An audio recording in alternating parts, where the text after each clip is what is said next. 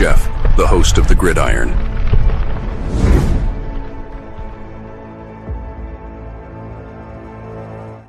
All right. Welcome to the Gridiron, baby. If you can give this video a thumbs up and maybe share this video, that would be absolutely freaking awesome. I don't know why that cracks me up every time. It's so freaking stupid. If you subscribe to my channel, thank you. Now, please go down below, hit the subscribe button, hit that bell icon. That way next time I go live, or if I put a video out, you'll be notified. And it's free of charge. What do you got to lose, right? But if you are subscribed to my channel, thank you. Whoa! Many G-Men's in the house, baby. What's up, brother? Hey, we're not going to lose this weekend, huh? Bet every dollar you got on it. Giants will not lose this weekend. If you are subscribed, thank you. I greatly appreciate it. If you want to help support my channel out, very top link in the description box takes you to my membership page. I got 3 different membership levels. The first one is called the Saquon. The second one's called the Lawrence Taylor. And the third membership level I got is called the Gridiron. Each one has their own little perks to them. So if you want to help support my channel out, it would mean so much to me. And I thank you in advance. Thank you. And if I a little ways down in the description box, takes you a link, takes you to my Facebook group. It's called the New York Giants, the Gridiron. It's my Facebook group. We have over 9,400 members in the group. It's doing simply marvelous, might I add. Basically, if I'm alive and breathing, and if I got internet access, I'm putting stuff in this group down there 365. It's called the New York Giants, the Gridiron. It's my Facebook group. Please join it. You will not be dissatisfied. I promise.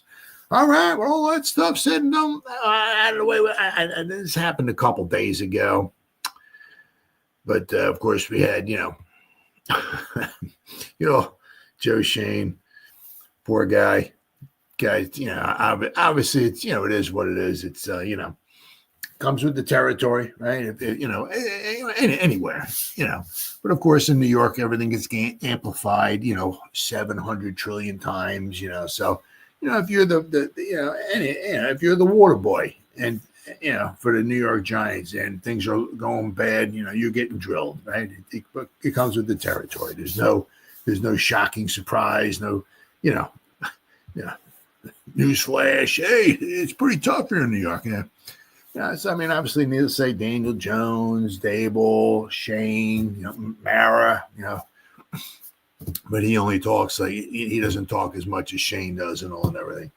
But it's tough, when you're losing, hey, things ain't pretty.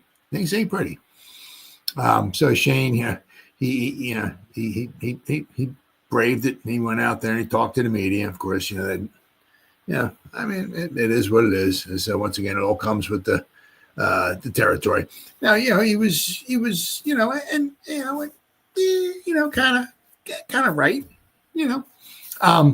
One thing he brought up, and I'm going to do a video on this. Probably the next time I go live, I'm going to do a video on this because I saw a chart. Somebody put this up. It was on one of the Facebook groups. That's why I love the Facebook groups. But I tell you, I see all this information and stuff that, I don't think of and, I don't see online and all that. So some of the stuff gets put up. I don't know who comes up with this, but one of them was, what if you reversed? It's kind of like along the lines of what Shane was talking about. But you also, what did the Giants do in 2022, right? They won a lot of those close one-score games, right? Reverse that, the Giants obviously ain't making the playoffs because the Giants, and all the naysayers out there, and it's so funny because when the Giants were 9-7-1 and they went to the playoffs and they won a lot of those close one-score games and all, the naysayers were like, well, you can't, that's not sustainable. You can't do that. You can't year in and year out win those close games. So therefore, the Giants stink. Okay, all right. But now, so the naysayers, the negative Nancy's in 2022 seemed like they were like, well, the Giants really suck because they're winning all these games are close and they're winning these close ones. So the Giants therefore suck. But it doesn't seem like they're willing to do that this year. The Giants are losing a lot of one score. And And, so we're 1-5, but, if you want to break the rules a little bit, the Bengals scored like a minute 50 to go. That was a one-score game, right? So that was damn close to another one-score game, right? But, you figure the Giants are 1-5 in the one, right? Well, why don't we, if we reverse that and make them 5-1, right? Of course, the negative Nancy's don't want to do that. Negative Nancy's just like, oh, Giants blow. They just suck. They're willing to, some of these negative Nancy moronic beat reporters and all are willing to, talk about, they're winning all these close games, and that's not sustainable. So therefore, the Giants they're willing to change it.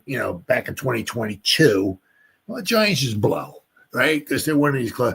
But now that they're losing all these close games, but they're not willing to. Well, maybe the Giants, maybe they're not too. They're not willing to do that. But so I saw this one chart. So the Giants, right? All these one-score games, if you flipped it, instead of a 1-5, they were 5-1, right? The Giants would be 6-4. 6-4. Now, once again, we ain't going to no Super Bowl. Newsflash, I get that and all, but 6-4. We got some. I don't want to paint a rosy picture or nothing, but we don't. We got some easy games coming up and all. I'm not saying we're going to win them, but things will be looking a heck of a lot different. And so that was one of the things that Shane was trying to, say, we're not close. I said, and that you go with the Bengal game, I think it was a minute 50 to go. There was that 30-yard touchdown run or whatever. I think kind of maybe, would have been nice if the Giants held them to a field goal there. If they could have held them, I can't remember if the Giants had timeouts or not to burn the clock and all that. I don't remember. We could have held them and they kicked the field goal, would have made it 13-7. The Giants would have had an opportunity maybe to get the ball back and maybe go down and, of course, try to score a touchdown. But, it was close to being a one-score game as well. So, but, what Joe Schoen was trying to hang his hat on was that, the Giants are not far off, There's a lot of there's so much bad, of course, everybody's talking about, of course, Xavier McKinney. He left and look what he's doing. Of course, everybody's talking about Saquon. Well, I'll be talking a little bit more about Saquon a little farther down in our program here because, everybody's like, oh, McKean, he's the greatest running back, McKean. He's the greatest running back of all time, McKean. Well, of course, he's outstanding, but not necessarily. And I'll explain that as we go down the road here. But, I said what Shane's trying to hang his hat on, and I know one of the reporters, I don't know, I know the name, not the name, I know the voice. The voice is very familiar, but they said, basically it's kind of like, he talked to the Giant fans. Why should they get excited about, next year or the years, we suck this year, so what do you got to, So Shane was talking, said we're not that close, we're close. But, have another good draft and free agency. Now, if he's, also you're talking about, we have some money to spend next year. Now, let's hope, because we're going to be talking about Daniel Jones a little farther down our program. The last portion of our program is going to be about Daniel Jones. And I'm not very happy about it. But anyway, hopefully he don't get hurt because there's like an injury guarantee where it's like $23 million. I think goes like I think it's like right against the cap, right off the cap, whatever, like for next year. If he gets injured and he can't pass a physical, there's a lot of our salary cap money for next year. But if we let him go, which please, Jesus, please, dear baby Jesus, let him go. Please just set him free. We'll have some nice salary cap money. Well, we could bring in, hopefully, how we brought in this year, we brought, well, we signed Burns, right? We brought in Runyon, Illuminor, Van Roten. We brought in some guys. Of course, we let a couple guys go, but we brought in some guys, but we'll also have some money next year. And I said, if we let Daniel Jones go, that'll save us like another $20 million we'll have. But if he can, the 2022 draft class is not looking so banner. There's starting to be some cracks in the concrete of the 2022 draft class. The 2023, but this one here really looks solid. Now, if Shane and company can duplicate this, and it's not going to be easy, but duplicate next year, what he was able to do this year in the draft, right? Because you look at the now Tracy. Now he's going to be a starting running back, right? Newman's played. I think he missed 2 snaps so far. Right? Is he what McKinney is? No, right now, no. But then again, Newman is under $1 million. McKinney's $17 million. The NFL does not want you to be able to pay everybody. That's what it is, right? But so McKinney's making a lot of money. He's doing very well. Good for him. Good for you. But we got somebody who's making $16 million plus less per season. Played every snap, right? I'm not saying he's going to be Ronnie Lott or Troy Polamalu or nobody like that, but he looks like he's going to be a decent safety for the Giants. So I missed 2 snaps. Theo Johnson, holy cow. I looked, I didn't realize, he was been catching this much, but, because was it like the first 4 weeks of the season? I think he had like 1 catch or something like that. I'm like, where the or our tight ends at, right? And he's up to 21 receptions now. Whoopie-doo. I get it. But, he's been coming on, especially with the quarterback who sometimes I don't know what he's thinking when he's got the ball in his hands. I don't know if he's seeing ghosts, if he's feeling, if he sees dead people. I don't know what he's doing sometimes when he's holding on to the ball and there's 2. I don't know, because maybe I don't know if he felt the pressure with the guys. So if I stand there and as I release it, I'm going to get hit, and then I'm going to be, so maybe I'll just hold on to the ball that way I can kind of cradle myself on the ball. I don't know.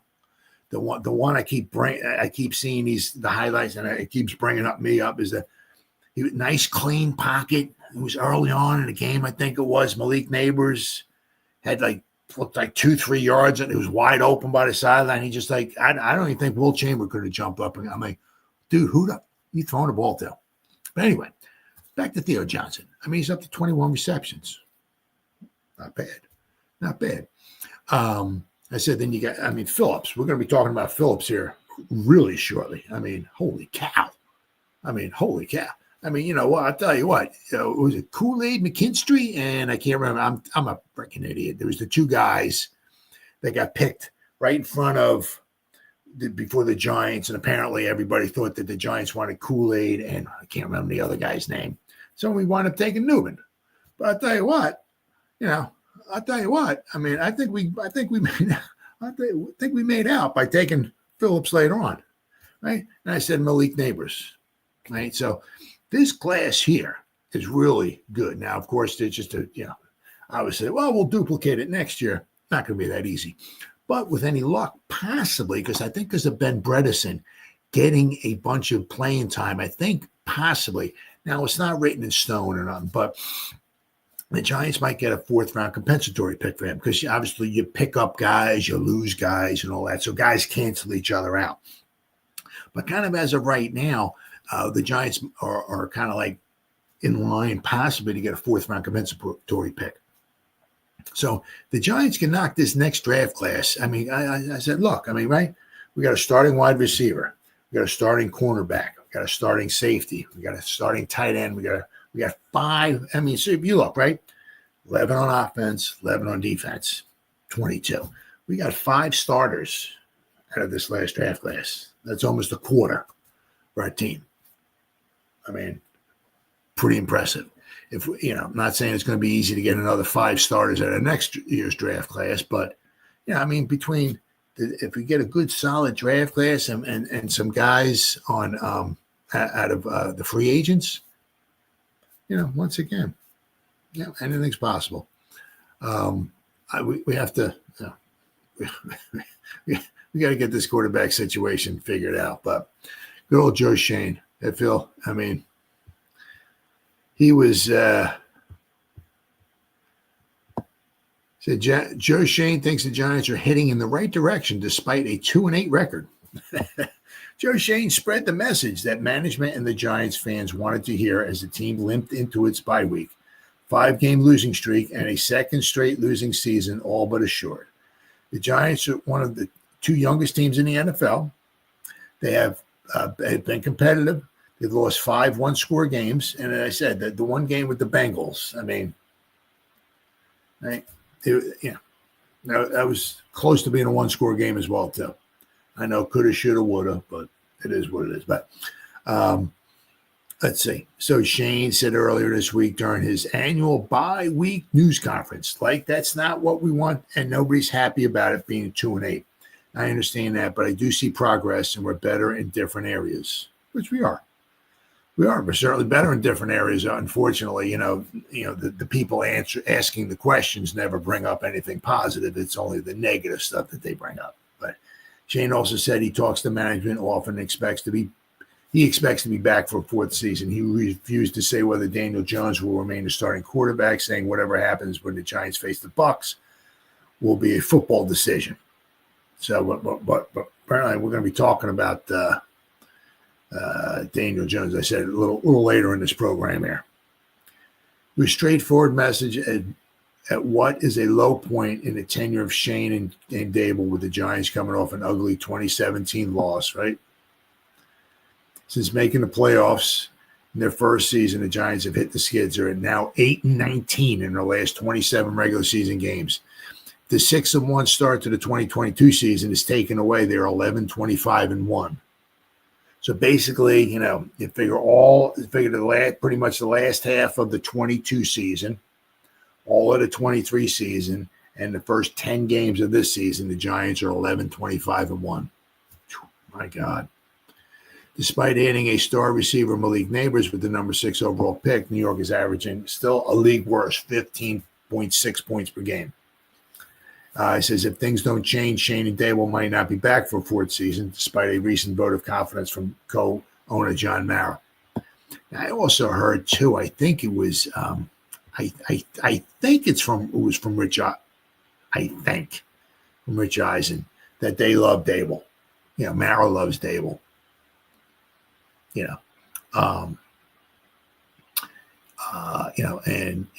So. And I know Mara does not want to keep, because, it's almost, it's very, very difficult, just to get that lightning in the bottle, right? So he understands that, just churning over GMs and coaches is quite possibly maybe not the right way to go. Now, obviously he loves Daniel Jones. But, sometimes the proof might be in the pudding. You can, Mr. Mara, sit down here. Put on this play here for you.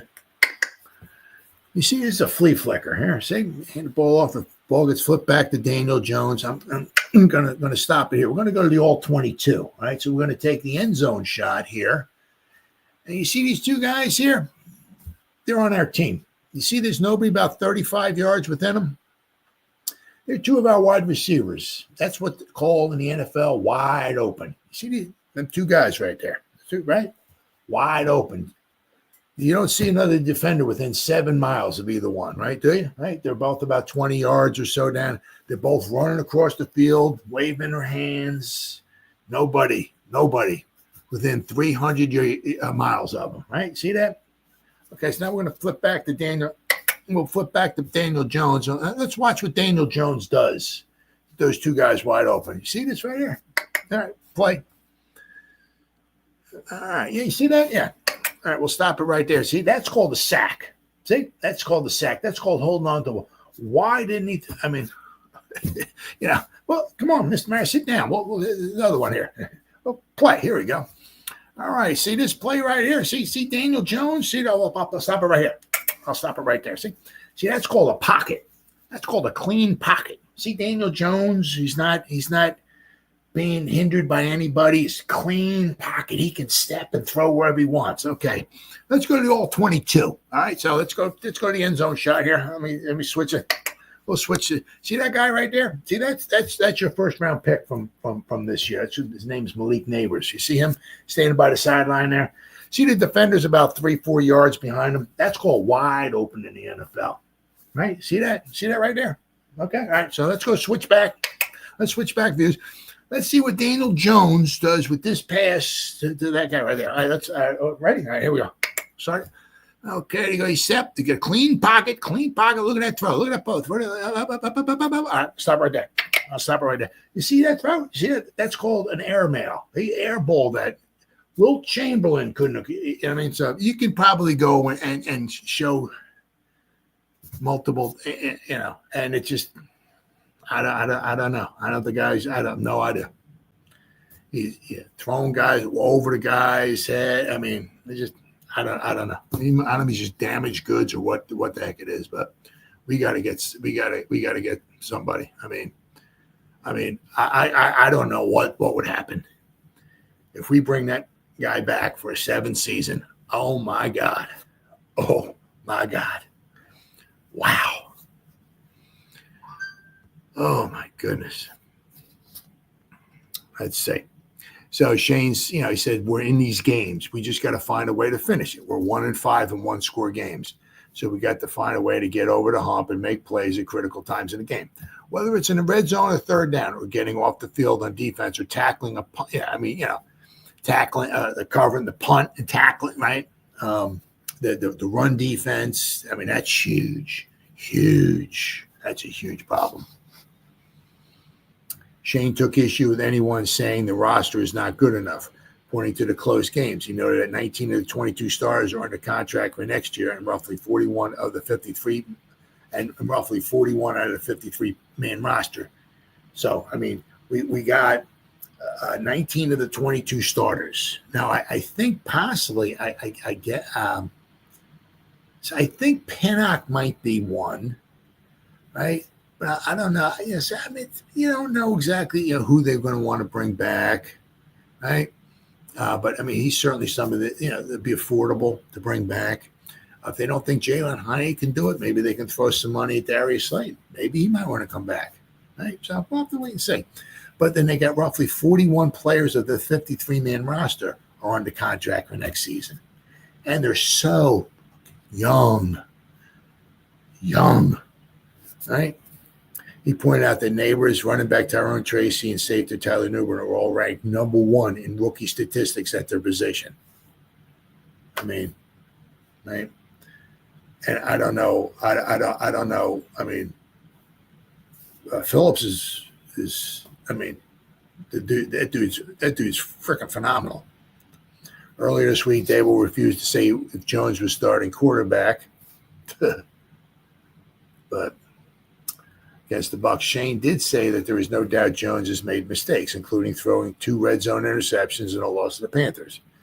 I understand you guys want to ask about Daniel and his quarterback position, Shane said. I mean, that's what comes with the territory, specifically in this market. It's not all on one person.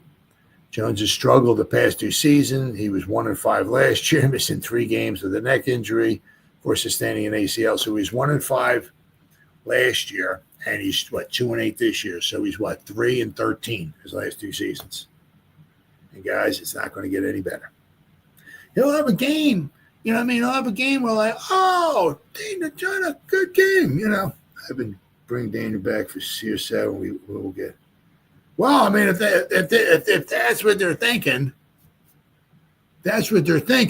well, we'll bring them back and we'll go 0-17 and we'll get our quarterback.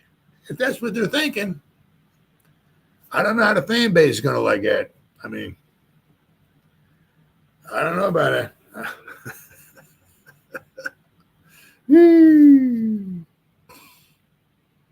Let's see.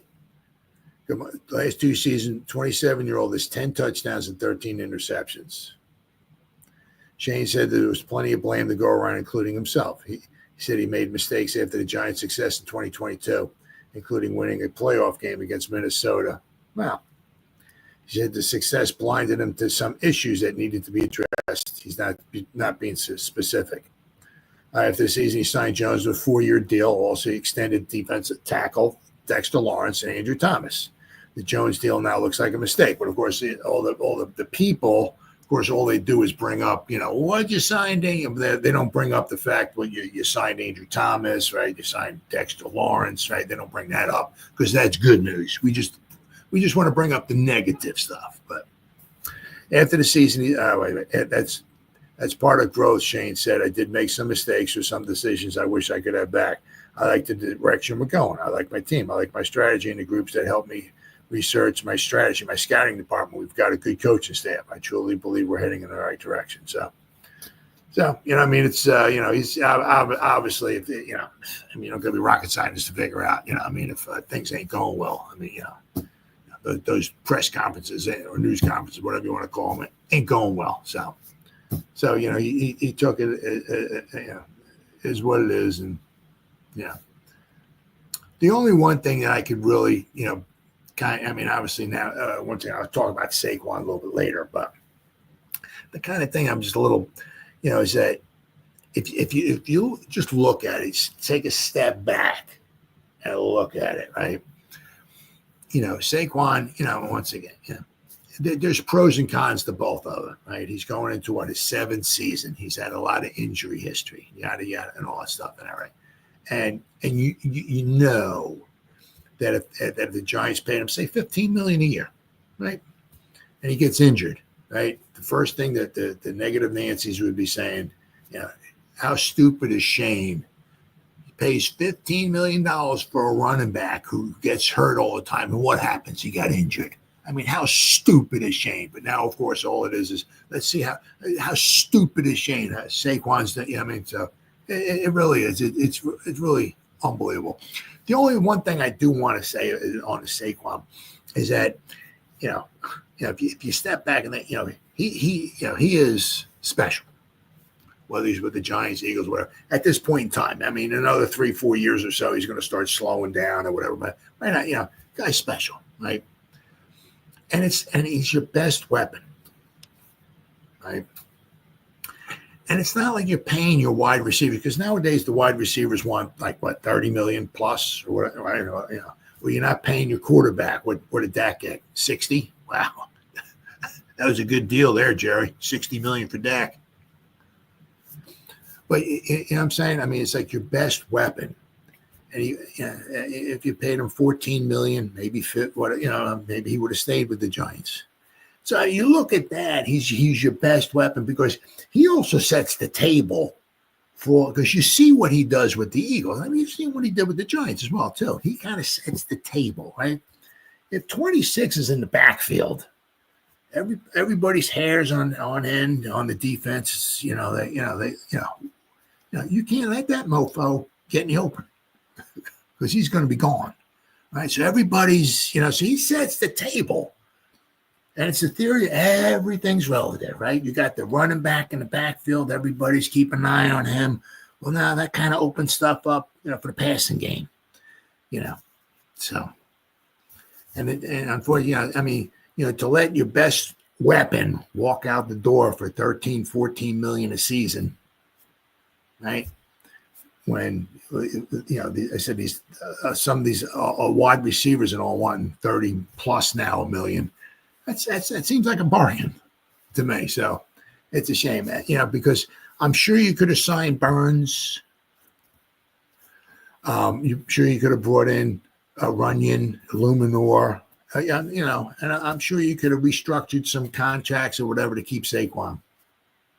But it is what it is. It's done. It's over.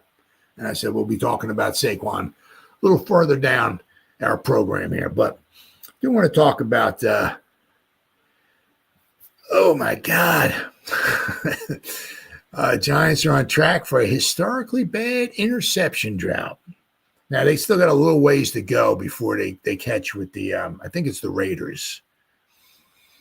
But so far the Giants have, and here's the picture. Here's the one picture right here.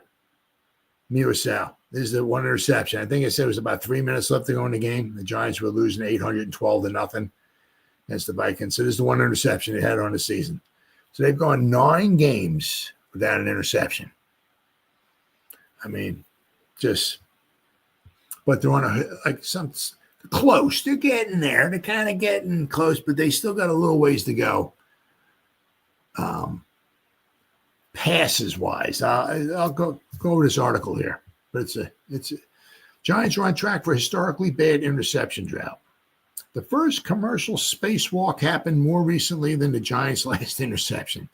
It has been 68 days and 9 games since the Giants' one and only interception on the season, made by Darius Miosal.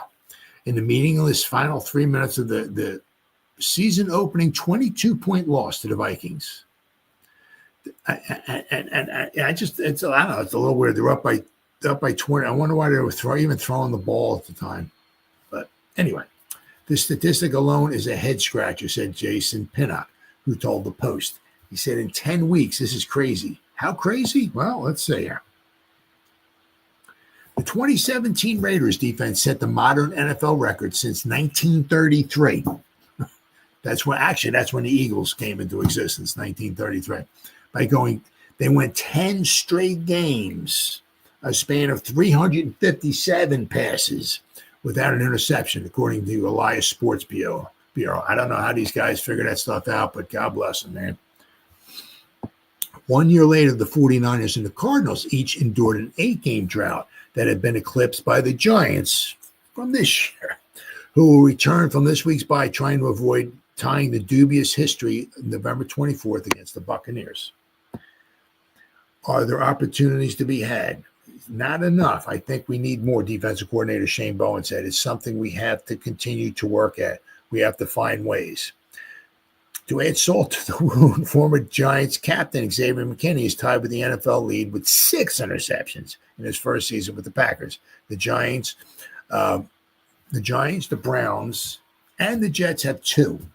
So the Giants, the Browns, and the Jets have 4 interceptions combined between the 3 teams. But the Browns and Jets' active droughts only cover 4 and 5 games, respectively. Asked this week about losing McKinney in free agency, General Manager Joe Schoen pointed to his replacement, second round, Tyler Nubin. Tyler Nubin's making under $1 million a year. McKinney's making $17 million. I'm happy with Nubin. But once again, nobody brings up the fact that the morons of the press, or they don't bring up nothing. They don't bring up that Nubin's only making his rookie season. He's only missed 2 defensive snaps all year, right? He's making less than $1 million. They're not bringing up the fact that McKinney's making 17 times the amount of money that Nubin, and not that maybe Nubin can step in and take his place somewhere along. They don't bring that up. They just bring up, of course, the negative stuff. Let's see. So he talks about with Nubin. He said he's one of the only rookies playing 99% of the defensive snaps. Right? He's done a phenomenal job. He said on the surface, the dearth of interceptions makes no sense. Not just because a fluky plays happen, a receiver slip, anything. A ball slips out of a quarterback's hand, a tip ball, anything. I mean, tons of things can happen. Right? The bounces off of the receivers up in the air, the tip drill, or the Evan Ingram kind of thing. Remember Evan Ingram? Of course, he only seemed to do it with the Giants. Evan Ingram, I don't know what it turn around. Hit me. The quarterback throw the ball, hit him right in his hands, go right through his hands. Right? Of course, who's standing behind Evan Ingram as the ball goes through his hand? A defensive player picks it off. I mean, you'd figure something like that would happen with the Giants. Nope. Oh, my God. So the Giants are knocking around quarterbacks. Shouldn't there be bad decisions and hurry throws, meaning they're leading the NFL with sacks with 36. They're just throwing good balls. We're not getting to them. That's the best way I can answer that, said Dexter Lawrence. I think we need to create more takeaways to have the offense have a short field and not worry. That's huge. I mean, if the Giants would have more takeaways, maybe they win one or two of these one-score games, right? The Giants have defended only 251 passes since the last interception, which is more than 100 fewer than the Raiders did when they set their record. So if the Giants go this game against Baker Mayfield without an interception, they'll both have 10 games, the Raiders and the Giants. But unless Baker Mayfield throws 100 passes in the game, which I don't think is possible, the Giants will still, even if they don't get an interception in this game, they'll still fall short after this game anyway, if they don't get an interception of at least tying the record set by the Raiders. So the Giants go this one game, but I mean Baker's been throwing, he's thrown some interceptions, a couple. So it's a possibility. So Baker Mayfield is throwing interceptions at a 2.6% of his passes, his highest mark since 2021, and the 11th highest number among NFL starters. So you tell me we got a chance, huh? To pick a pass off anyway. So unfortunately, the Giants led the NFL in takeaways and finished third in interceptions with 18 last year, with similar late season personnel to now, except for McKinney. So, but the thing is, just to go to show you, I mean, just show you how tough it is and all that. I just, I don't want to say rare an interception is, but how the game has changed, and obviously big time change. The passing game, the rules.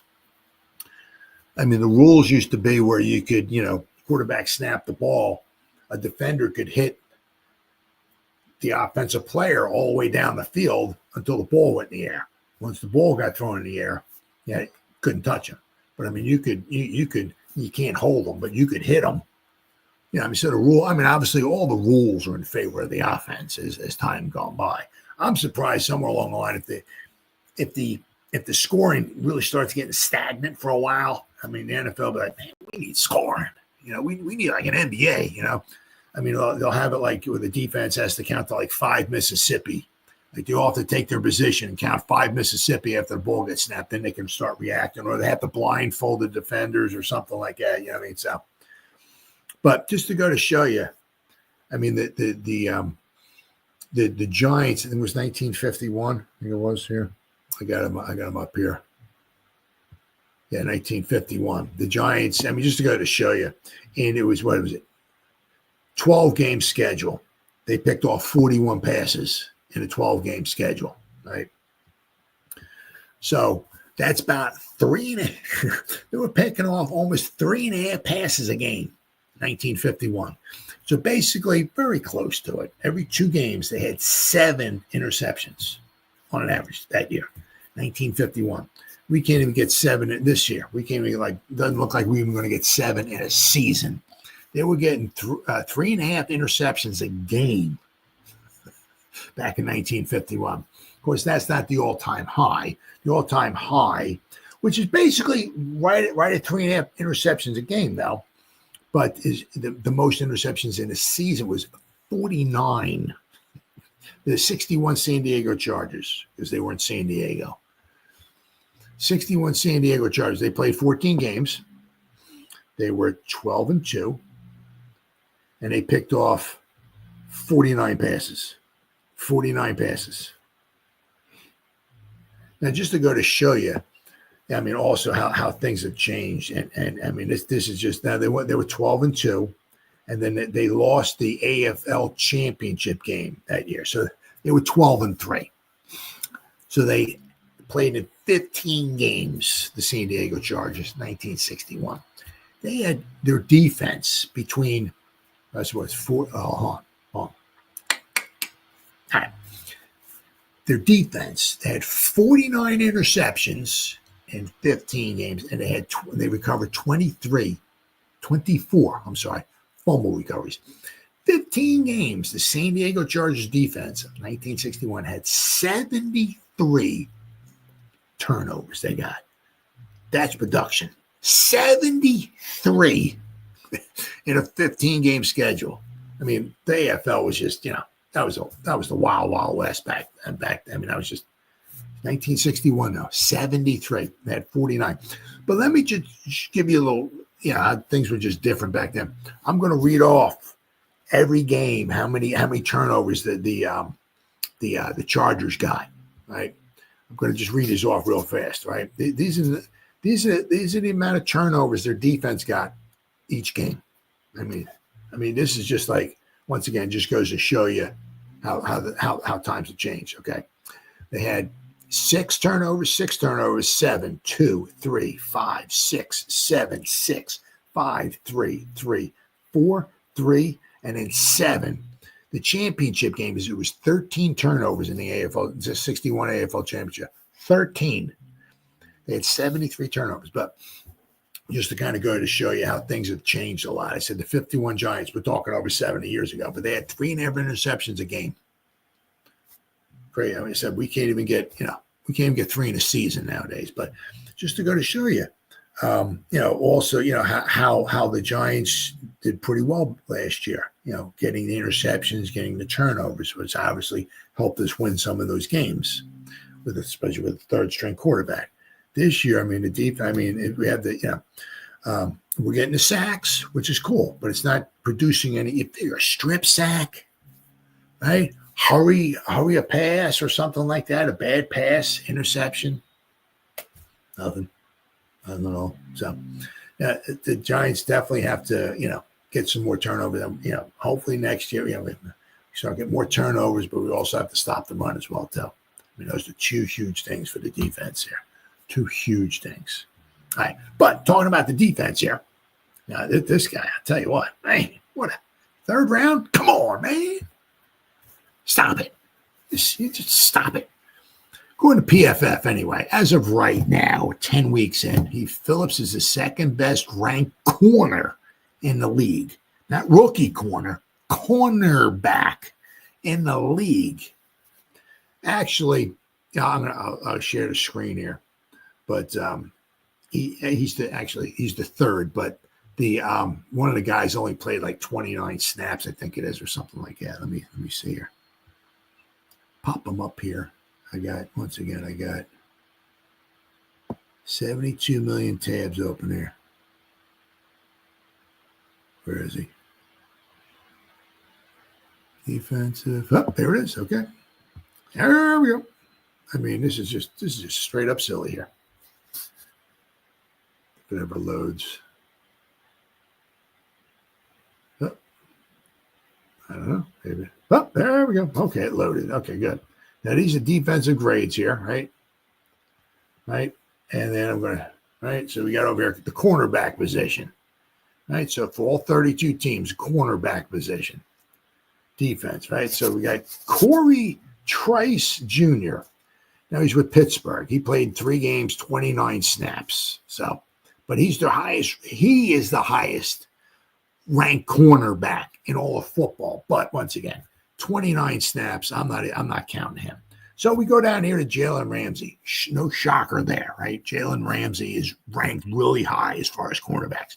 No kidding. The guy is phenomenal. The guy's still putting up some phenomenal numbers. Good for him, man. Good for him. So he's the highest ranked, once again, as of right now. Phillips might drop a little bit or whatever, But, as of right now, Jalen Ramsey is at 85.3. He's had 526 snaps. Andrew Phillips, because he missed a little bit of time, he only has 346 snaps. But they both played in 9 games. But I said, with Andrew Phillips, he missed a game, and he missed parts of other games. Right, some of the games, like the first game of the season, he hardly played at all. I think he only played like 16 snaps. I think it was the first game. Let's see here. I got him right here. Pop him up. Yeah, he played 16 snaps, and then against Cleveland, he played 7 snaps. So he missed a bunch of snaps the first few weeks. Against Washington, he did really well. Okay, but he is this. If you take the one guy out, okay, who only played in 29 snaps, Andrew Phillips is the second-ranked cornerback in the NFL, and we got this freaking guy in the 3rd round. Right, 84.6. His run defense, 74.5. He says he loves contact. He don't shy away from nothing. His tackling is a 69.2. Not too bad. Let's see what do we got here. Okay, this could get a little bit better.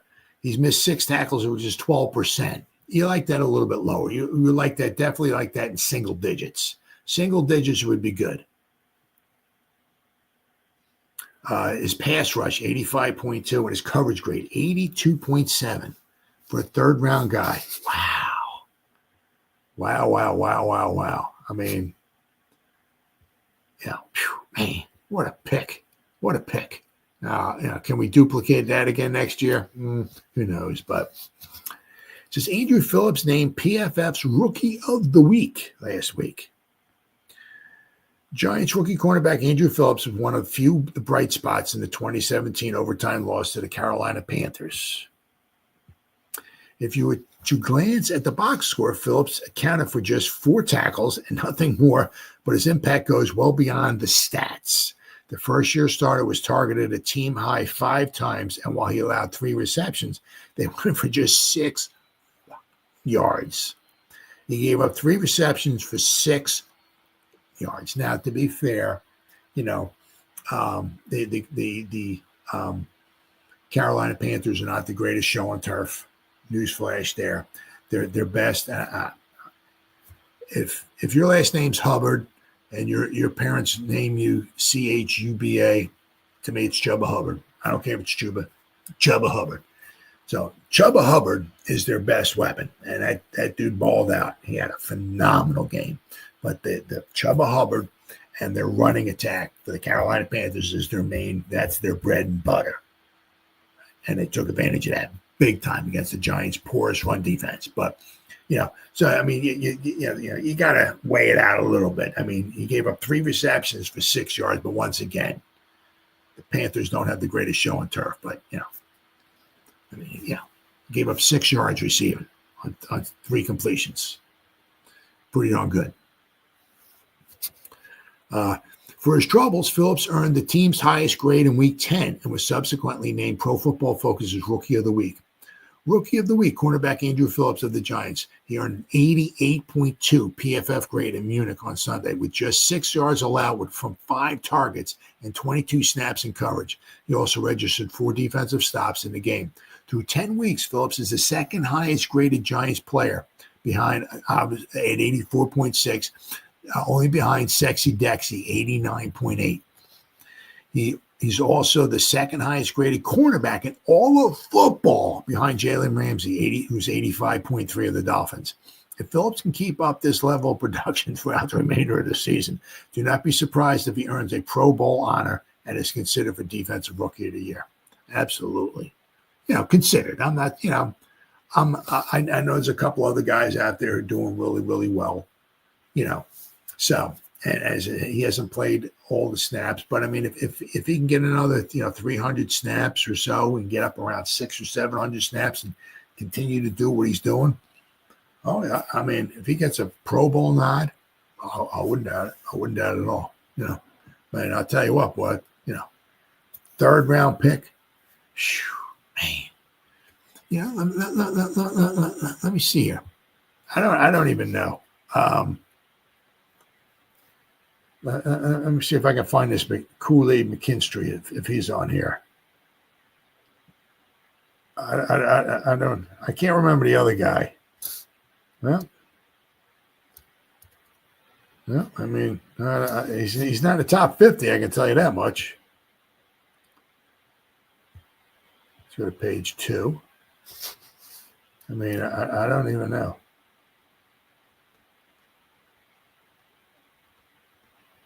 McKinstry. Oh, there he is. McKinstry's number 66, 67.5. So Phillips, and I said, I can't remember the other guy's name. But Phillips, this is just by PFF, right? But Phillips is graded out 17 points higher than McKinstry, who's taken in the 2nd round. And all the everybody's like, oh, the Giants lost out.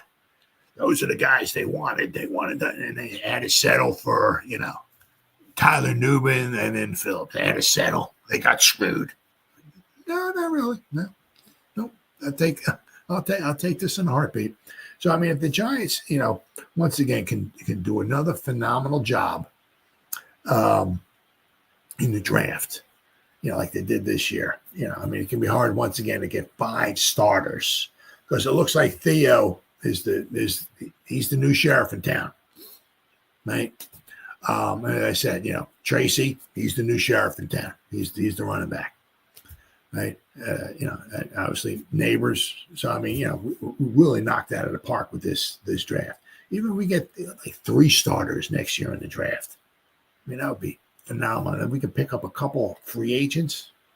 Once again, I think Shane, there's obviously things we got to do better, right? We got to stop the run. We got to find ways to win these close games. We got to get some turnovers, right? And I said we got our quarterback situation figured out. The one thing is that there's not many C.J. Strouds, Jaden Daniels. There's more often than not the Caleb Williams. If you draft the quarterback and if you're going to put him in, you're going to get some struggles. There's not many, who are just going to come in and just start lighting them up from day one. Sometimes the guys need to take their lumps. I mean, even Eli Manning lost his first. What the heck was it? 5 and what the heck? We were 5-4. I think he took over. We were 5-4, and then before we knew it, we were 5-10, and then he won his first game. So he lost his first 6 games. Finally, his first win was the last game of the season of the 2004 season against the Cowboys. We went from 5-4. They pulled Kurt Warner out, put 5-4. We still got playoff aspirations. We got a Hall of Fame quarterback there leading, and we're 5-4. Let's put him out. Put the rookie in there. Well, let's lose the season, which we did. We went from 5-4 to 5-10. Took him to his 7th game, so he finally won one. But not even Eli Manning lights things up. I mean, Eli had some weapons. He had Monty Toomer, Jeremy Shockey, Tiki Barber. He had some weapons, right? And took him 7 games before he got his first win. So the thing is that if we do get a new quarterback, if it's a rookie, right? If we put him in right away, might take some lumps. But speaking of the draft, I see this is kind of funny. Giants got a 15% chance of getting the number 1 overall pick. Now they have, I think it's the Raiders have the highest chance. I guess I'm going to go over. Let's see what, because the Giants do have some. I don't want to say winnable games. I hate saying winnable games and the Giants in the same sentence. It's just especially the way this season's been going. But the let's see the Giants here. Where are we at here?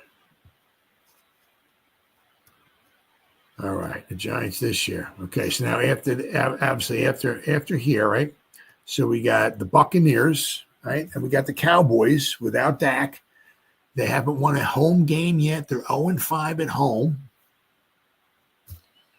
Then we got the Saints. Then we got the Ravens and the Falcons, who are not from head to toe, a phenomenal football team, but they've won their fair share of games, obviously. Then we got the Colts. Then, of course, we have the Eagles. So maybe, you don't know, but maybe the Eagles, maybe at that time they wrap stuff up or whatever. Maybe they'll be resting some of their starters. Who knows? But the Giants have some games where they got a chance, right? They certainly have a chance, all right. But let me go over the Raiders here. Let's see what the Raiders he got. 2024 Las Vegas Raiders. They must have a very tough schedule toward the end here because they're 2-7.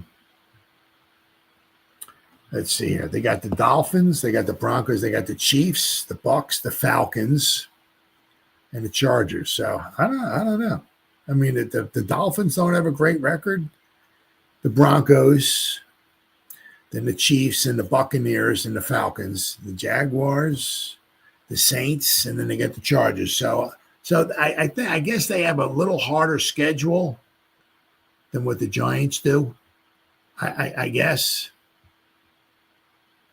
So they are, according to this article, they have the 30% chance, the Raiders, of Raiders odds of picking number one, 30%.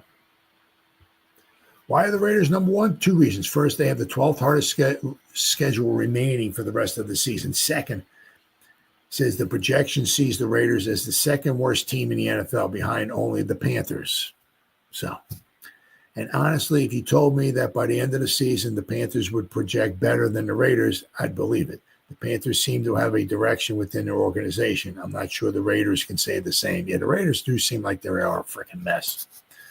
The Raiders play 5 teams in the playoff race the rest of the way, and 2 others, the Buccaneers and the Saints, that are slated to get healthier as the season progresses, and it won't be easy wins by any means. So the Giants have a 15% chance. It says, as I mentioned, losing to the Panthers was huge for the Giants' draft position. Not only do they now own the head-to-head tiebreaker of the Panthers, if it comes to that, the strength of schedule is the first tiebreaker in determining draft positioning. But the Giants lost. No team wants to lose, but for a team in desperate need of a quarterback, losing the rest of the way is in its best interest. Though you could probably say that about most teams on the list. Yeah. Giants face an average schedule the rest of the way, which is the 18th hardest. All right, so they're in the middle, pretty much the middle of the pack as far as a tough schedule going forward.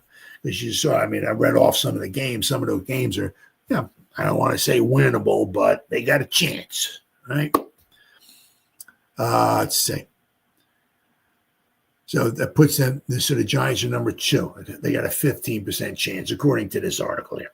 The Panthers have a 12% chance of picking number 1. It says, though it will benefit the Panthers to lose games, they're likely prioritizing the maturation of 2023 number 1 pick and starting quarterback Bryce Young. The Panthers will certainly benefit from adding high-quality talent to their roster, but Young rebounding from the disastrous start to his career would be far more beneficial as they look to turn things around. And if that means a few more wins and a slightly worse draft position, so be it. Let's see. As for the schedule, the Panthers are in the middle with an average remaining schedule of the 15th. So they're right in the middle there as far as not too hard, not too tough. The nice thing for them is that I project them as the worst team in the NFL. So wins will be hard to come by. The only team with 3 wins or fewer that they face the rest of the way is the Cowboys. So the Browns have a 10% chance getting the number 1 pick. The Browns find themselves in the all too familiar position of being on the verge of picking in the top 5. Though this franchise has in some ways trended in the right direction over the past few years, the Deshaun Watson trade looks to have set it back to square one. Oh my God, yeah. Horrible. Now that the Browns are probably the best team on this list and by a decent bit, but they play the 5th hardest remaining schedule. So wins for the Browns going forward will be very difficult to come by.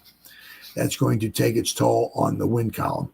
The fate of the Browns' first-round pick next year will likely depend upon the next 3 weeks. Cleveland faces the Saints at home in what should be a coin flip game, though the Browns should probably be the favorite in that one. Then they played Pittsburgh Steelers at home on Thursday night football and before taking on the Broncos.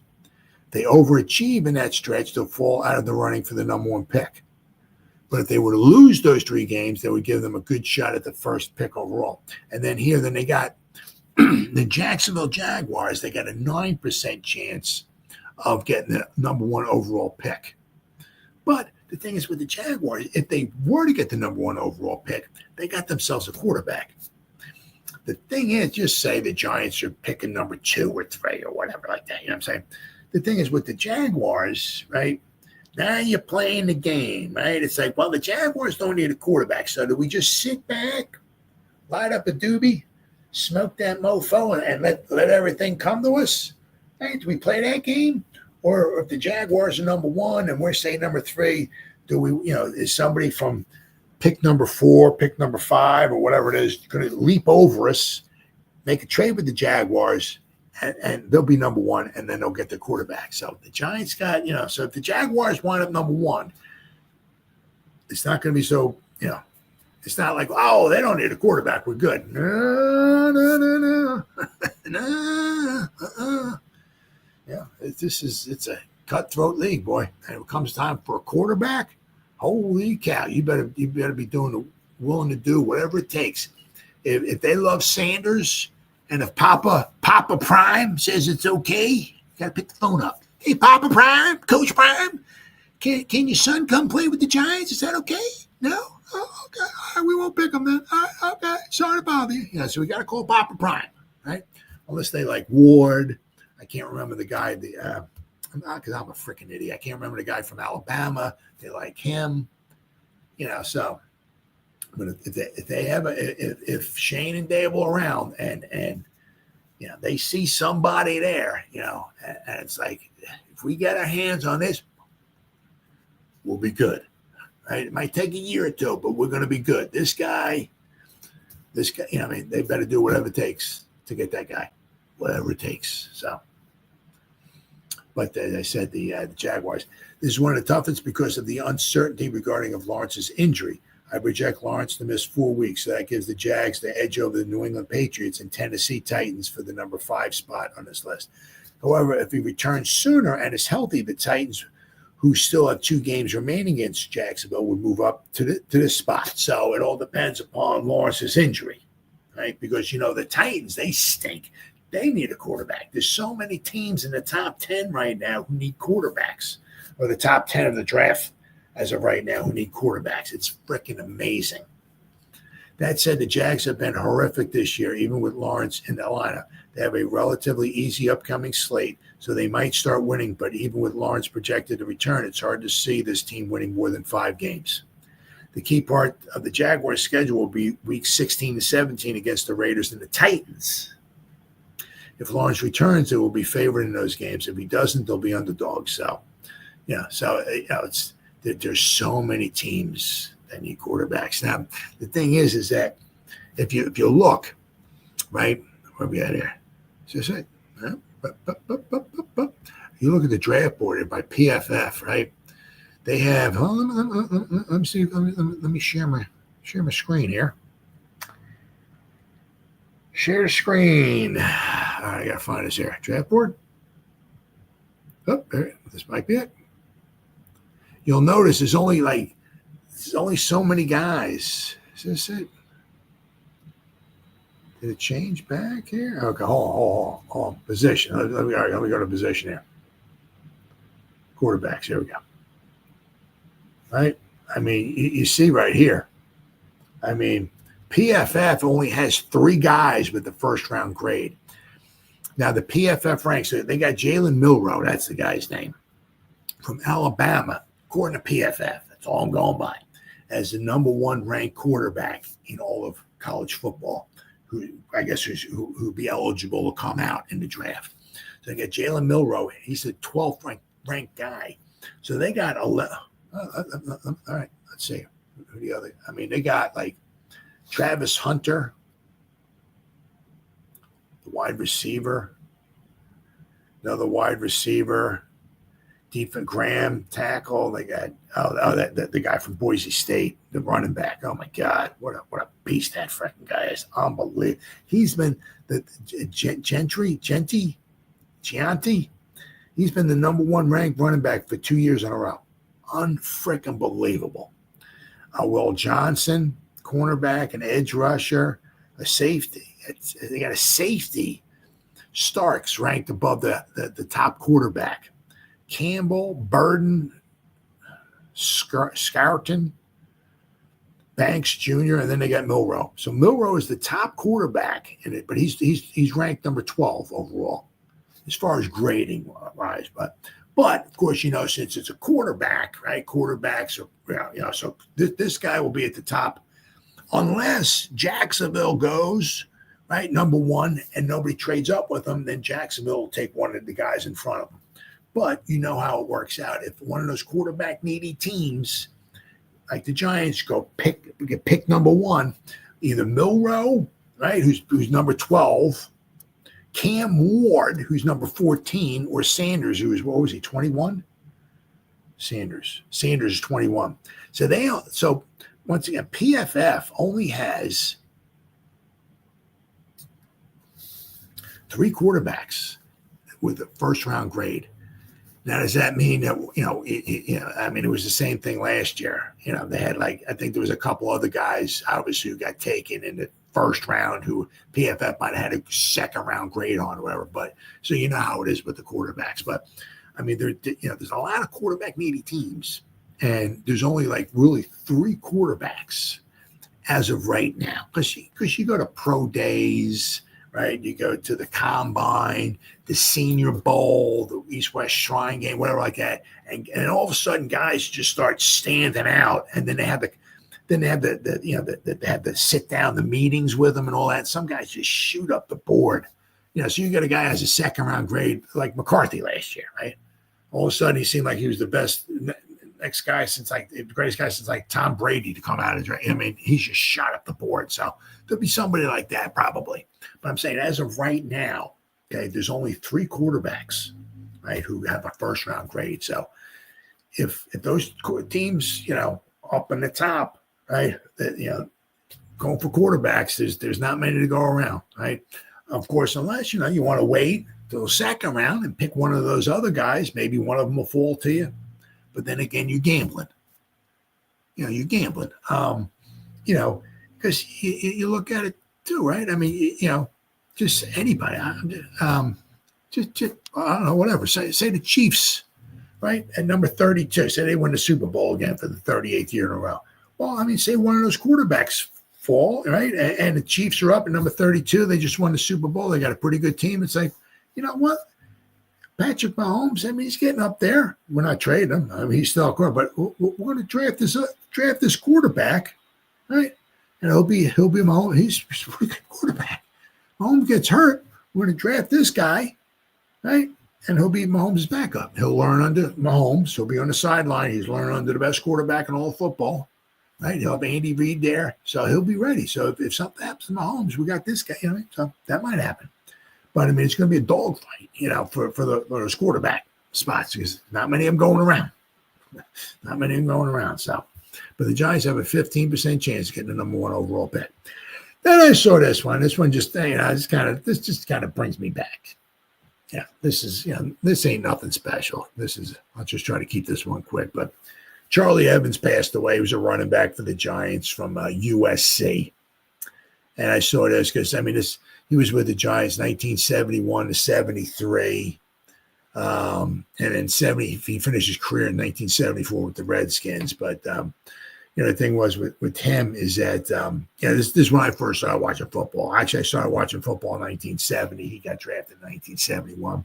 But he's one, and there was a ton of, there's like Vince Clemens and Joe Orduña and Bobby Duhan and Morrison.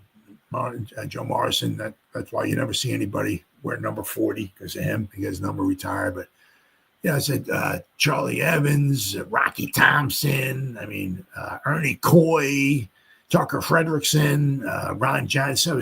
A ton of running backs back then. Unfortunately, a lot of them was because a lot of them got injured. Ron Johnson was in and out of lineup quite often because he had injuries. Tucker Frederickson, we took him the number 1 overall pick in the 65 draft. He was a good college running back, but he only lasted from 65 to 71 because after 71 he had to retire due to injuries. Charlie Evans here, he broke his leg. I think it was in 72 against the Broncos. We beat the Broncos 29-17 at Yankee Stadium. And then he retired after the 74 season. There were so many guys that, I said Rocky Thompson, we drafted him first round pick in 71, 73 against the Oilers. Somebody I think kind of like speared him in his chest or something like that. It was the first game of the season, so he didn't last very long for the Giants at all. He got injured, And his career kind of went away. I mean, we had a lot of guys back then, just injuries, and Charlie Evans would be another one of them. But I saw this, and I just wanted to do a little something on him because I remember him. He had a couple good games with the Giants, but for the most part, his stats were not very good. So, but it says Charlie Evans, who played at the Giants backfield in the early 70s, died in Texas at his home on November 4th at the age of 76. Cause of death was not announced. He was drafted out of USC by the Giants in 1971 and then spent the first month of the season on a taxi squad, one of the players under contract to the team, but not on the main roster. Basically, taxi squad, but it's like the practice squad nowadays. Those players use as an auxiliary dressing room.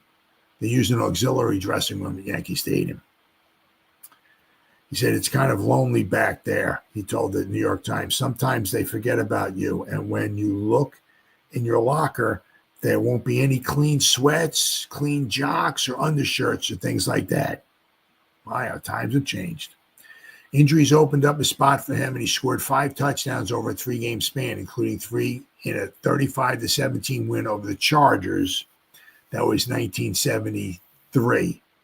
No, sorry, 1971. That was his rookie season. 71. Giants only won 4 games in 1971. The Chargers was one of them. Let's see. Said that was the 71. They said that was the final season of Fran Tarkenton with the Giants, who before was traded back to the Vikings after the 71 season. Tarkenton would call his own plays, and you had better do what you were asked to do on each play, Evans said. Evans' best game of 72 came in a 45-21 win over the Saints. That was at Yankee Stadium as well, in which he ran for 2 touchdowns and caught a third. He ran for 87 yards on 17 carries. Unfortunately, his season ended in early November when he suffered a broken leg against the Broncos at Yankee Stadium, the game the Giants won 29-17. 72, that was a good season. The Giants were actually 86 that year. He said he spent 1973 with the Giants and 1974 in Washington, which was good for him because 74 Washington, the Redskins, sorry if I offend anybody by saying Redskins, but the Redskins actually made the playoffs that year, so good for him. But 74, that was his final season of his career.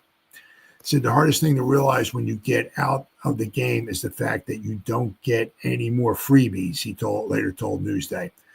You don't get any more checks picked up by people you never met because they know who you are. You don't sign any autographs. Nobody wants you. His body was donated to NFL concussion protocol research, according to his obituary. Good for him. Despite health issues related to football, Evans told Newsday he had no regrets about his career. It's part of the game, part of what you love, part of what you wanted to do. And the way I look at it, okay, what came along, came along. I can't do anything about that, he said. Let's see here. Is this here? Okay, and I got another one real quick here. Former Giants running back dead at age 74. Charlie Evans has died, according to reports. Oh, this one he was 76 years old. Then the top of this says he was dead at 74 years old. Weird. The obituary for Evans said he died on November 4th at his residence in Longview, Texas. He was a native of California who began his collegiate career at Utah and finished at Southern Cal. Now, it was weird because at Southern Cal, I mean, his stats were not good at all. I mean, we drafted this guy. He had 2 years at where we're at here. There we go. At Southern Cal. I mean, he averaged 1969 he averaged 4.3 yards a carry. In 1970, he averaged 3.7 yards a carry, and we drafted him. And if you look here, I mean, with the Giants, he averaged rookie season 1971. He averaged 3.6 yards a carry, 3.5 yards a carry, and in 1973, his last year with the Giants, he averaged 2.3 yards a carry. He ran the ball 34 times for 77 yards. I mean, and then his final season in the NFL with the Redskins, he 2.5 yards a carry. So he was not a super spectacular ball player by any stretch of the imagination. Let's see. He was taken in the 14th round. He was taken number 356th overall by the Giants. He played for the team through the 1973 season, and then he played 1 year for the Redskins, wrapping up his career in 74. He finished with 644 yards rushing on 205 carries, 470 yards on 54 catches, and he scored a grand total of 13 touchdowns. His obituary said that at his request, his body was donated to the NFL Concussion Protocol Research Program. So, yeah. I mean, he's one of those guys. He took a lot of hits, you know. It is what it is, but you know, hopefully, you know, he did, you know, did a great thing by donating his body to research. So whether they'll find out anything or not, who knows? But I just want to do so. I just see stuff like that, and it just makes me feel a little warm inside. It just takes me back to when I was a wee kid. But so one of the Giants running backs from 1971, 72, and 73, Charlie Evans, passed away. All right, and then I got this here, right? I got this one here. Is this one just, it's kind of, you know. Is Saquon Barkley really that good? Well, as I said this before. I said this, you know, yeah and no. So, you know, I got to, you know, obviously, you know, of course, you see him jumping over people and you give him obviously you give him a hole, and he's got the moves and all that stuff and everything like that. You know what I mean? It's, you know, of course, you know, it's like he seems like he's like, you know, with the Giants, he wasn't too bad. He's all right guy. You know what I mean? With the Eagles, of course, he's like, you know, this guy could be the greatest running back of all time. Oh my God, you know. But I'm saying, I mean, is he really with the Eagles? Is he really? I mean, everybody's like, yeah, yeah, and no. So I'm going to bring up the argument for the no, because I hate the Eagles. I hate the Eagles. Hope you get my point. So, let's see where we at here. So this is one of the reasons why the Eagles are, you know, are like so good. I mean, all the Eagle fans are like, okay, thank you, Giants. Chant was terrible. Yeah.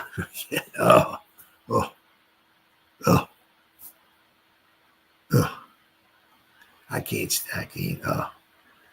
I said I got two rules in my house as far as football. First rule is the Giants win the Super Bowl.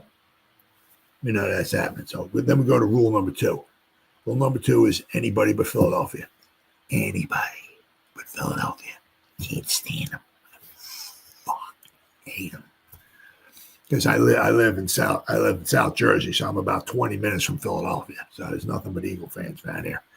And you know what? The thing is, I'm not saying they're all douches. I'm certainly not saying that, but there's a decent amount of them that just, you know, they're just so rude and obnoxious and all that stuff and everything. I just can't stand them. I absolutely can't stand them. But I mean, there's a reason why. You know, the Eagles are like, okay, if it's Chiefs and Eagles, I'm not watching it either. Nah, I'm getting sick and tired of the Chiefs. But I still want the Chiefs over the Eagles because I can't stand the Eagles. I mean, I'm really getting sick and tired of watching. It's almost to the point where it's like with with Tom Brady. You know, it's the Patriots versus whoever. I'm like, I just can't stand it. I hate it. And that's the way it's getting with the Chiefs now. I just can't stand it. Absolutely can't stand it. Hopefully the Buffalo Bills beat them this week. I hope that happens. I hope they put their first win on them. But anyway. But no, you're right. I probably won't watch it either.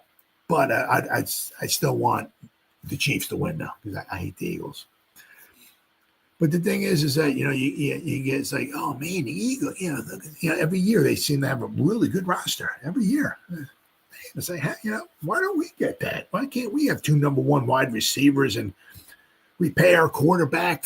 They paid our quarterback like $50 million, and they're paying Saquon $13, $14 a year. Actually, they were paying Kelsey. I forgot what they were paying Kelsey, and then he retired. But then they're paying Lane Johnson, like their right tackle, like $20, $25 million a year. So it's like, started adding this up. It's like, man, they're paying like $350 million a year for their offense. It's like, wow, they're paying their offense $350 million a year. The salary cap's only $250. Well, and they still have like $10 or $11 million in salary cap space. This is just their offense. It's like, how's that happening? How can they pay 11 guys $7.9 trillion in a year? The salary cap's only $250, and they still got 10, 11 million in salary cap. How's that working? I mean, we got like nobody. We have like 55 cents left in salary cap. What's going on there? How come we can't afford anybody? And they just keep bringing in people. What's going on? There's a reason. There's a reason. They were facing the Chiefs down there.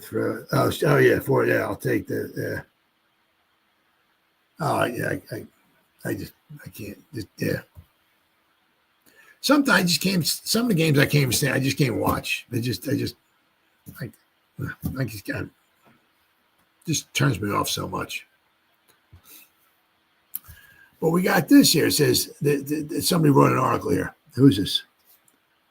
Mike Moratis, maybe? It says an NFL analyst says the Philadelphia Eagles have a brutal salary cap future. Because what it is what the Eagles are doing right now is they're all the chips they're pushing all the chips in the middle of the table. It's this their Super Bowl run right here, and all the chips are in the middle of the table, and they're bringing in all these guys. Basically, they don't have a salary cap. It's basically unlimited. There is no salary cap in Philadelphia. What they're doing is just bringing in everybody, whatever they can bring in. What do you want? You want $800 trillion a year? We got you, brother. What do you want? $4 billion a year? We got you, bro. Come on in, bro. We got you. We'll fit you under the salary cap. So what it is they're paying them like 55 cents this year, but they're pushing all the money down the road. Like all these guys have like tons of void years on the end of their contracts and everything. Jalen Hurts is do I have him up here? Did I keep it up here? Did it? Oh, where are we at here? Jalen Hurts. Here we go. Jalen Hurts' salary cap number. Now, whether he gets it or not, I don't know. But as of right now, his salary cap hit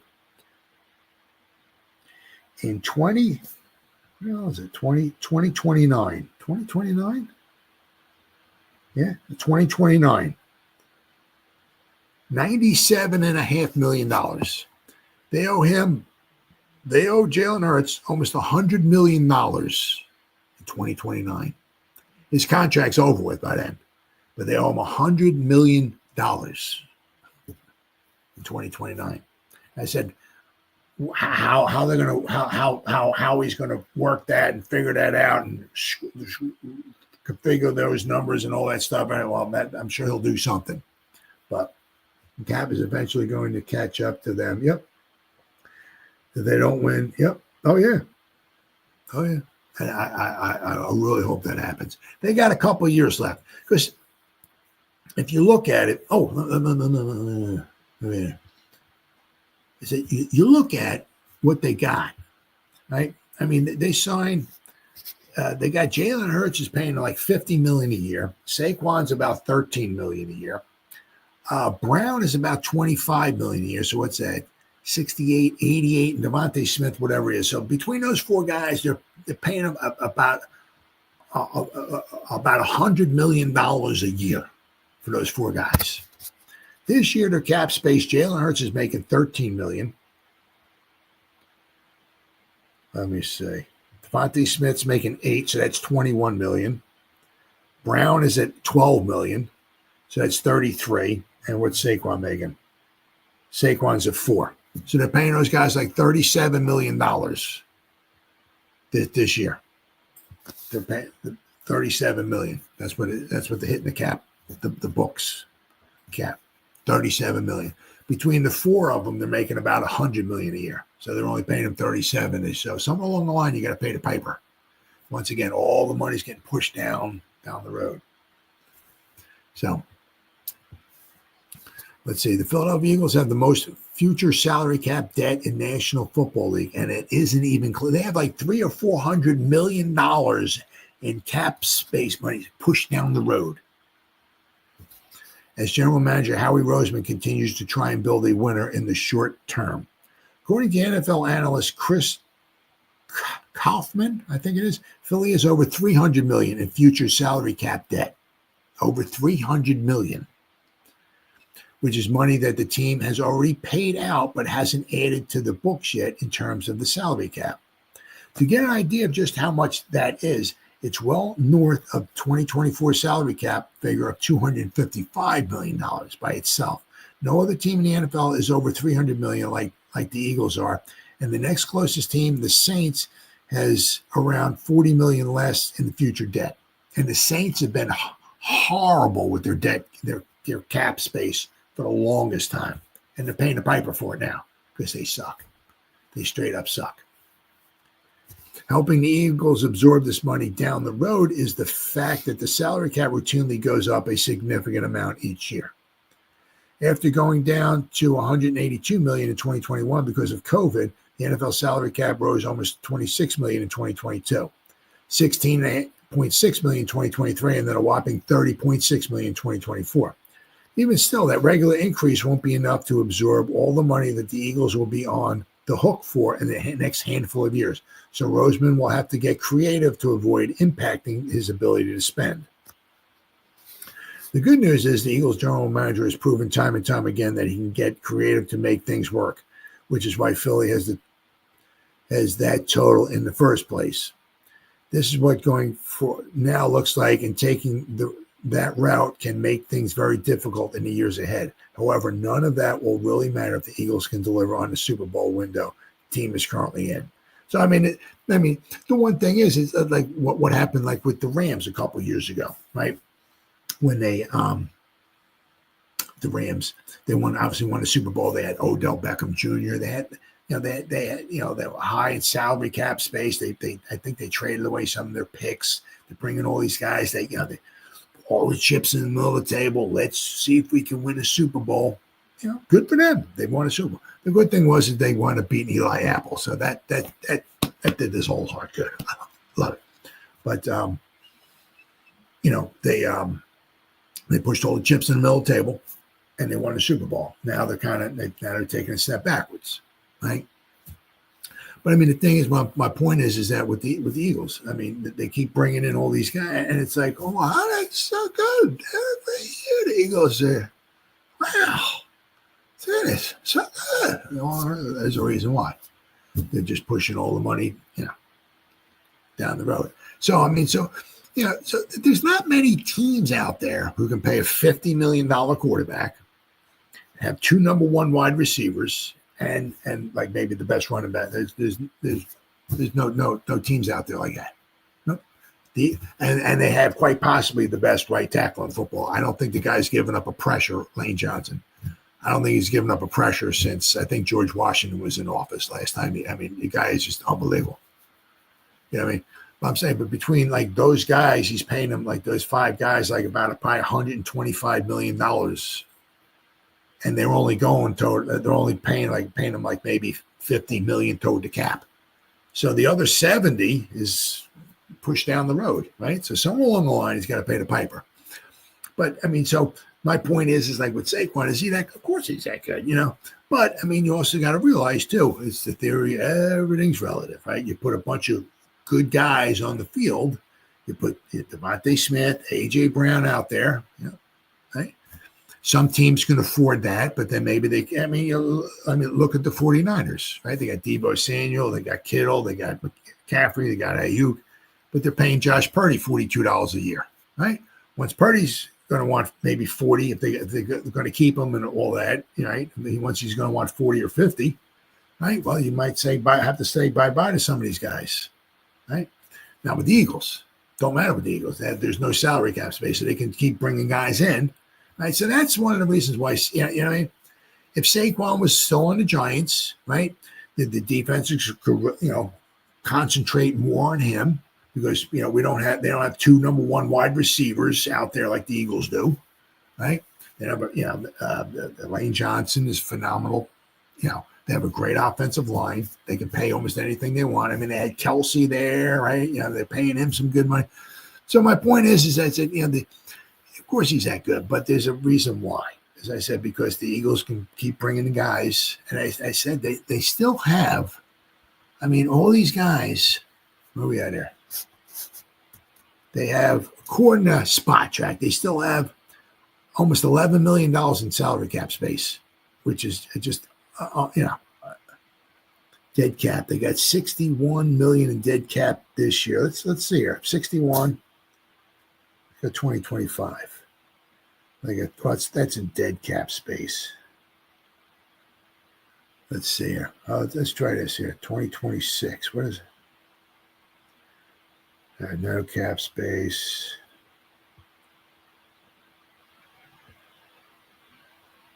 So it doesn't. I'd have to look. I'd have to click on each guy individually. But I said Jalen Hurts. Let's see where we at here. All these guys have. Let's see, Lane Johnson, their right tackle. I'll just go over the 5 guys. Lane Johnson. He has 3 void years added on to the end of his contract. He's owed $11 million, $7 million, and 3. So he's owed like 21, 22, 23 million, which is basically like 1 year's salary, but it's 3 void years added on the end of his contract. Right? That's one of the reasons why they can afford him. Just nothing but void years. Then we'll go to Jalen Hurts. I think he has 4 void years on the end of his contract, which means, once his contract's up, he's on the books for 4 more years. $97.5 million, 29, almost 30 million, 20 million, and then 10 million. So it's 100, 130, 140, 150, about 155, 156, $57 million. Once his contract is up, he's still on the books for $157 million for 4 years. So once again, Lane Johnson, the right tackle, is 3 void years. Jalen Hurts is 4. Shane ain't doing this stuff, right? A lot of these other GMs ain't doing this stuff because they don't want to screw up the salary cap, right? A.J. Brown. Let me go over A.J. Brown. How many void years he has on the end of his contract? He has 4.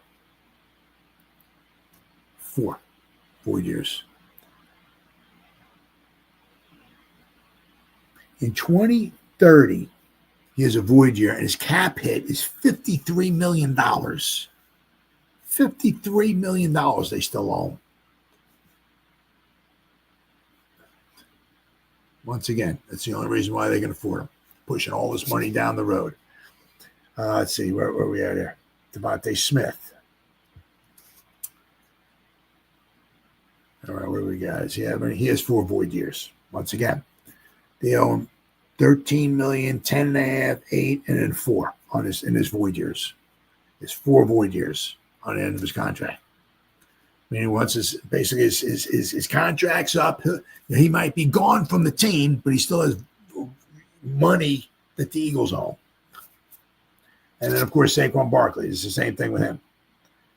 They're paying him 13 or 14 million a year. He only goes 3.8 million toward the cap this year. Right? So once again, Saquon Barkley. Yeah, Saquon will pay you. What do you want? 50 million a year? Sure, brother, we got you. Once again, Saquon has 4 void years on the end of his contract. They owe him 19.3 his first year after 2027. He has a 3-year contract. Basically, almost his whole salary is toward the end. They pay him 3.8, 5.5, and 9 his first 3 years. This next 4 years, his cap hit is, let's see, what do we got? 19.3, 6.5, 4.1, and 2.1. So the reason why the Eagles are this good every year, once again, is because they bring in all these guys. There's no salary cap space, and they just bring them all, and they just put all these void years on the end. That should be it. It is. It really should be. I mean, there should only be so much you can do. If you want to do a little something, sure. You know what I mean? But it should be. Really. I mean, you're only allowed 100 million or something like that. If you want to do a little something, go right ahead. Yeah. But I mean, that's ridiculous. It really is. But I mean, it's like, everyone, man, the Eagles are so good. Damn, why can't we be that good? Well, there's a reason why. And as I said, that's because most GMs don't want to do stuff like that, right? And I said, Howie's, he's in that Super Bowl, right now, that Super Bowl time frame. And, he just keeps pushing the chips in the middle of the table, pushing more money down the road. So when you, as I said, because when you got two really good wide receivers, that kind of opens stuff up, right? Opens stuff up. So that makes stuff open up in the middle even a little bit more for Saquon, right? When we have no wide receivers, right? And they could put when it was Saquon's with the Giants and the defense could put 815 guys in the box, doesn't open stuff up for Saquon much, does it? Right?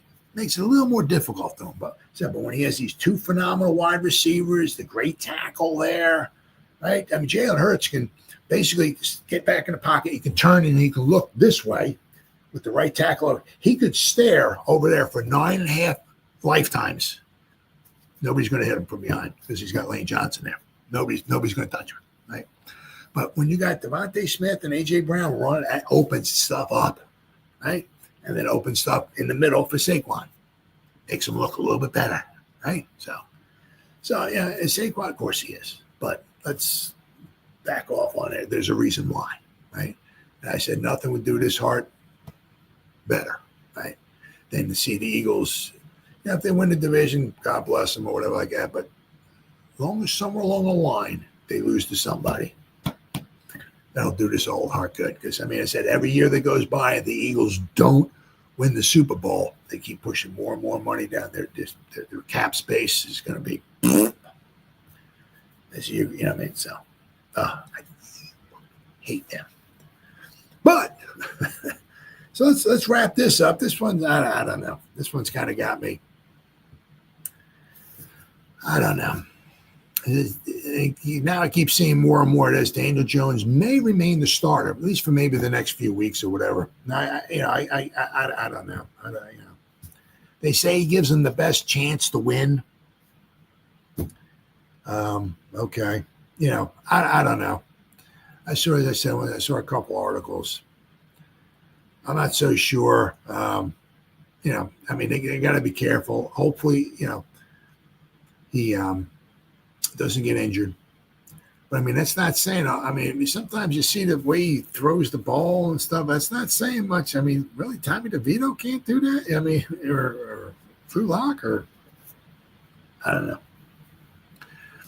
But I have this, actually, there's a couple articles here. It says an NFL insider says the Giants might not be done with Daniel Jones as starter.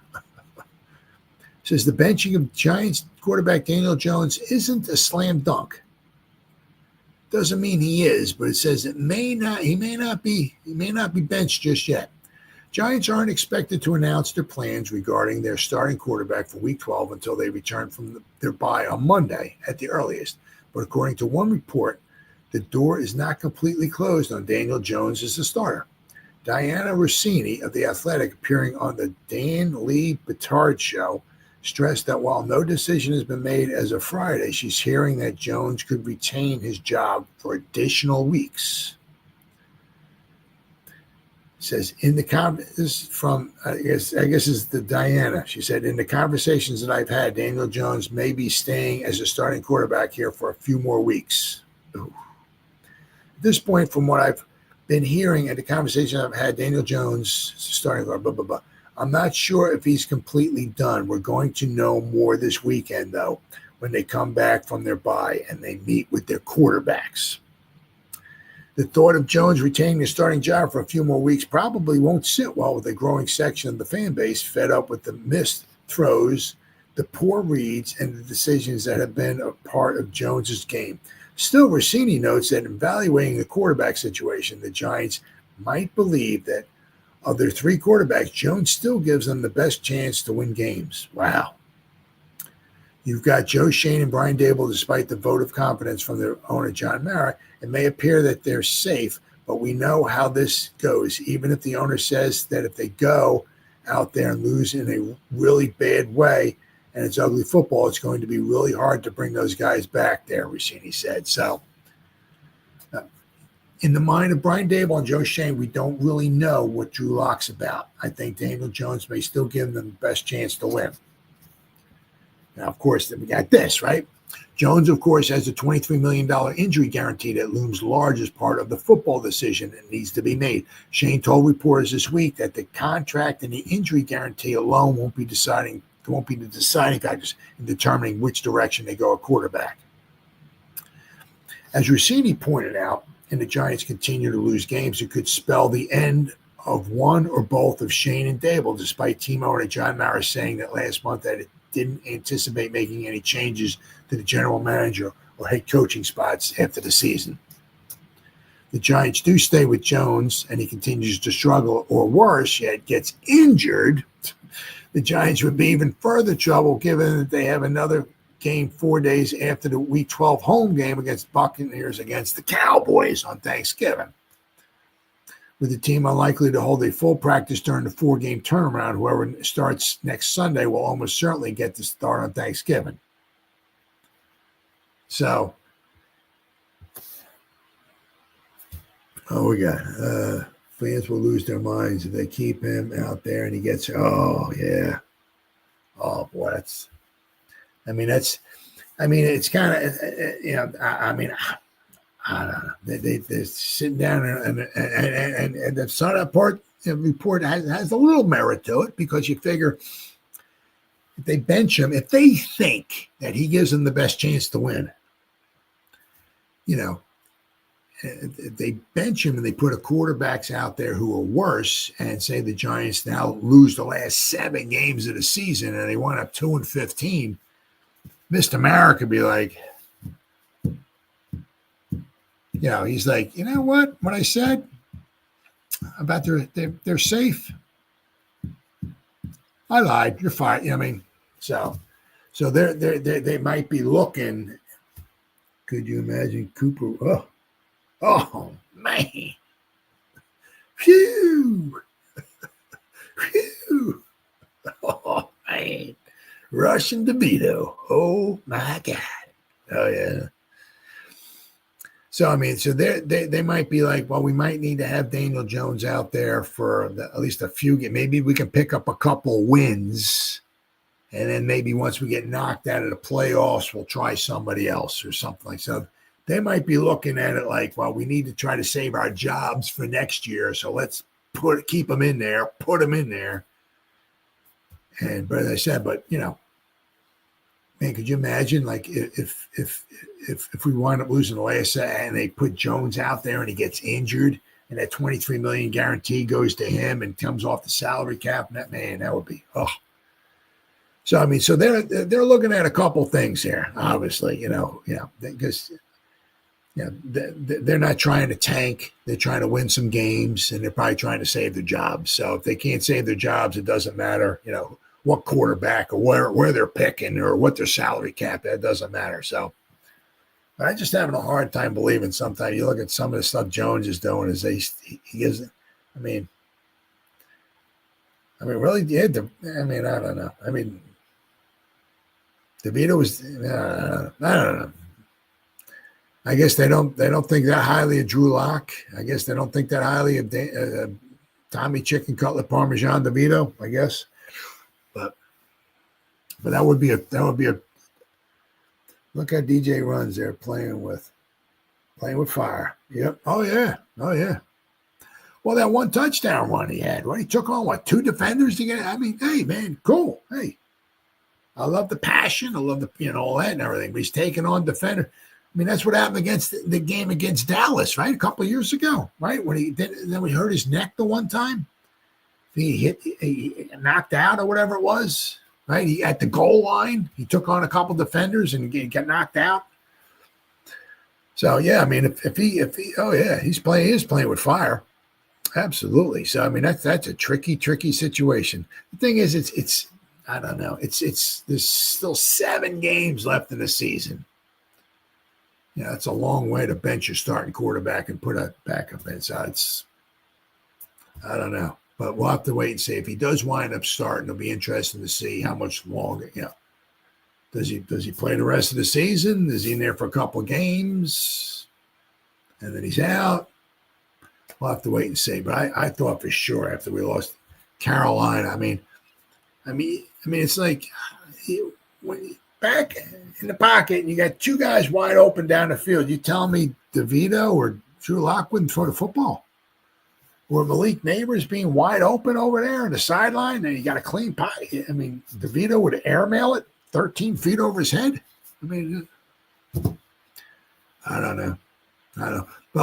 Well, we'll find more. So what? Today's what? Saturday? Well, actually, right now it's Sunday.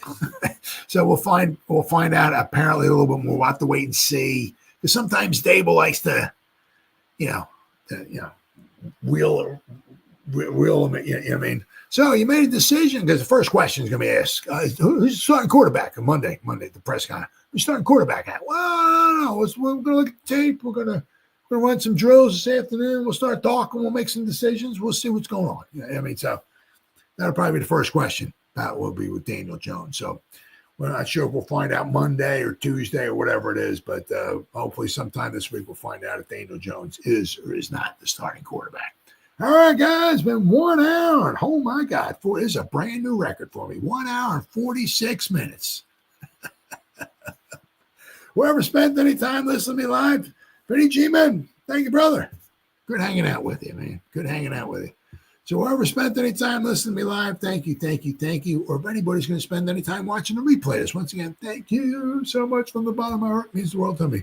As always, you guys stay safe out there and go Giants. Woo! Oh, yeah.